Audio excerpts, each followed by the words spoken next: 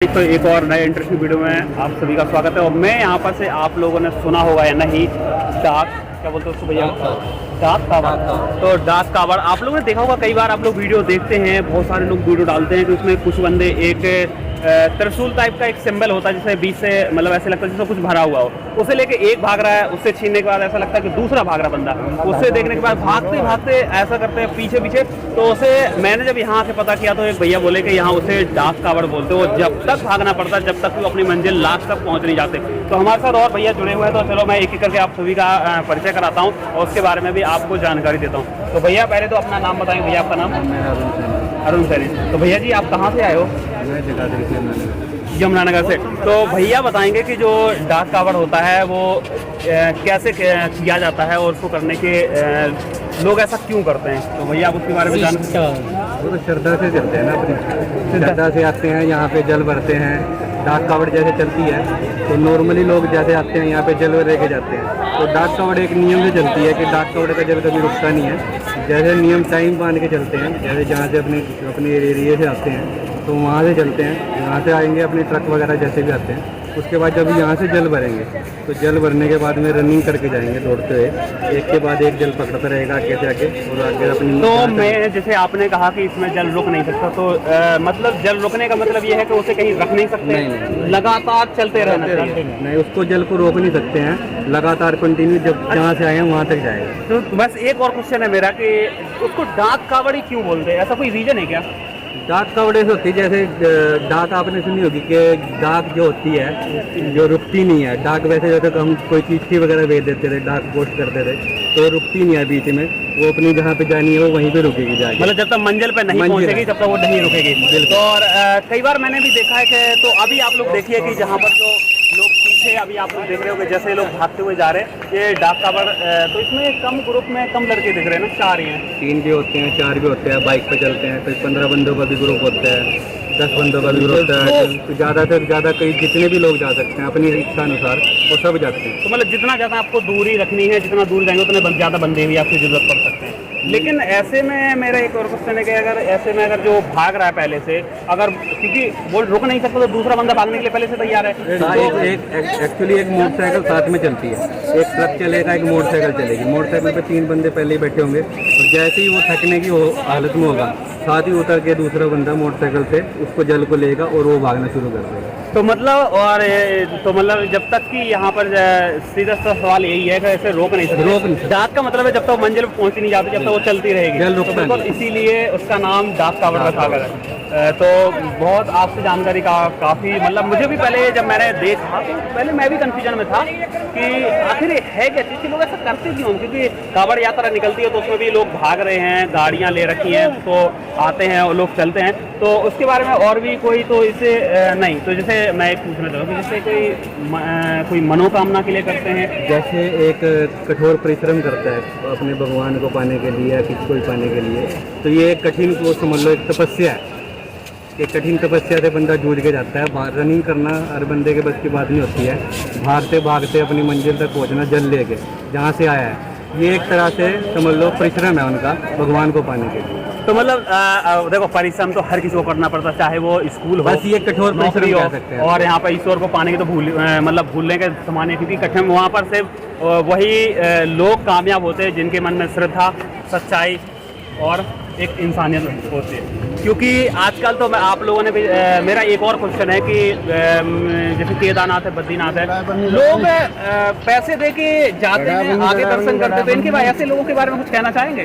देखो, जब तक मन में श्रद्धा है अपने, और उसमें ये है कि जब तक अपने परिश्रम नहीं करते हो किसी को पाने के लिए तो तपस्या नहीं है। आप मौज मस्ती के लिए कहीं मर्जी चले जाओ तो वो एक तरह से बेकार है। अच्छा, पर तो मैं बस ये नहीं कह रहा, मैं आपसे ये पूछ रहा हूँ कि जैसे जो पैसा दे के दर्शन करते हैं तो क्या उन्हें उनका फल मिलता है? नहीं, उनका फल नहीं मिलता। नहीं, श्रद्धा नहीं हुई फिर वो। क्योंकि कई बार जो लोग आते जो पीछे रहते हैं ना, फिर जो पैसे देते हैं वो तो दर्शन कर लेते हैं, और जो नहीं देते तो वो काफ़ी वही कई बार गुस्से से बाहर निकलते हैं और बोलते हैं कि भाई हम अंदर गए थे बट जिनको पैसे दिए उन्हें दर्शन करने दिए और हमें दूर से ही भगा दिया। वो जो परिश्रम करता है उसको फल अपना मिलता है, अपने आप मिलता है। तो मतलब परिश्रम कीजिए और फल के लिए छोड़ दीजिए। छोड़ दो फल की, जिसकी मेहनत है वो अपने आप उसको दिखाता है कि हम परिश्रम कराए और चलिए तो हमारे साथ एक और भैया है, इनसे भी पूछ लेते हैं। तो भैया आपने कभी जो डाक कावड़ में आपने कभी उसमें ट्राई किया है?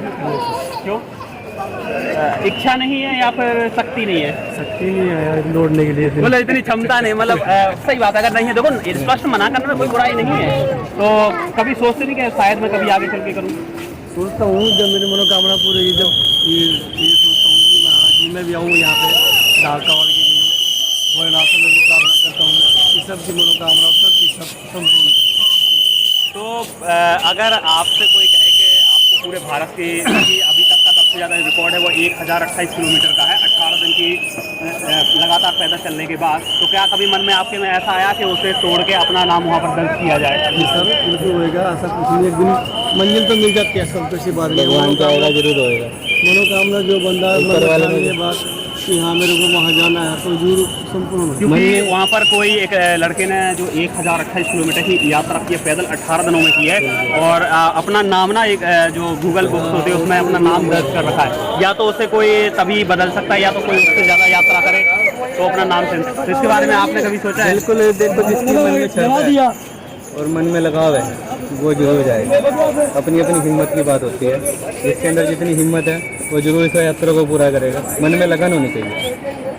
तो और हमारे साथ एक और भैया हैं, इनसे भी थोड़े से एक दो सवाल कर लेते हैं, क्योंकि नहीं तो भैया भी हम नाराज हो जाएंगे। तो भैया आपका नाम? अश्विनी कुमार। तो भैया आप कहाँ से आए हो?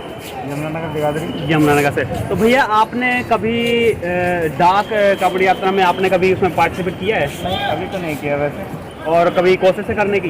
कोशिश तो करने की है, जैसे ही हमारा कोई ग्रुप बनेगा हम करेंगे। तो अगर आप चलिए मैंने आपसे अगर आपने मान लिया कि आप कभी करेंगे तो सबसे पहले आप कहाँ जाना पसंद करेंगे? यहाँ से आप यहाँ से जल लेके जाओगे तो नीलकंठ जाओगे, केदारनाथ, बद्रीनाथ, कहाँ जाओगे आप लेके? कोई आपका विशेष होता है जहाँ से हम आए हैं अपनी बिरादरी से, या वहाँ पर जल लेके जाएंगे। पहला आपका वहीं पर होगा। तो यहाँ पर से भैया ने, और मुझे भी, मैं भी भैया का धन्यवाद कहना चाहूँगा, क्योंकि मुझे भी पहले नहीं पता था और मैं देखता था तो मैं ये सोचता था मैं कैसे सर्च करूँ मतलब इस चीज़ के बारे में। तो फिर लेकर कहते हैं ना कि वक्त के साथ हर चीज़ का सवाल का जवाब मिल ही जाता है, और हमारे एक भैया तो बिल्कुल अलग ही खड़े हैं। तो भैया आपका नाम? भरत। तो भैया आपको कोई हमसे दिक्कत है? नहीं। फिर आप नहीं, अपने ग्रुप से अलग है ना इसलिए। अच्छा चलिए, तो कुछ और, तो एक और मैं आपसे एक छोटा सा सवाल पूछना चाहूँगा कि लोग ऐसा बोलते हैं कि भक्ति करने से ही भगवान मिलते हैं। अगर भक्ति की दिन रात और मन में ना हो राम, तो क्या भगवान मिलेंगे? मिलेंगे, जैसे मन में श्रद्धा होगी बिल्कुल मिलेंगे। तो फिर आज हम सब एक काम कहेंगे क्या, कि राम नाम जपते रहो जब तक घट में प्राण, और एक दिन तो भगवान मिल ही जाएंगे जिस दिन देंगे प्राण। ठीक है, तो इसी बात पे हर हर महादेव। तो चलिए,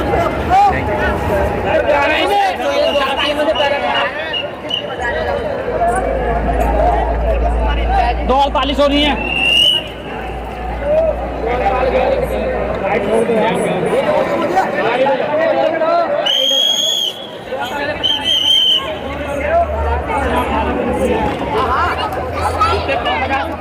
और ये रहा इनका पूरा ग्रुप, तो यहाँ से डाक कावड़ है वो यहाँ पर से लेके जाएंगे। पूरा ग्रुप है, 10 बंदों का ग्रुप है, और सारे भैया ग्रुप में अभी यहाँ से निकलने वाले। तो आप लोग देखिए यहाँ से टाइम हो गया 2:40।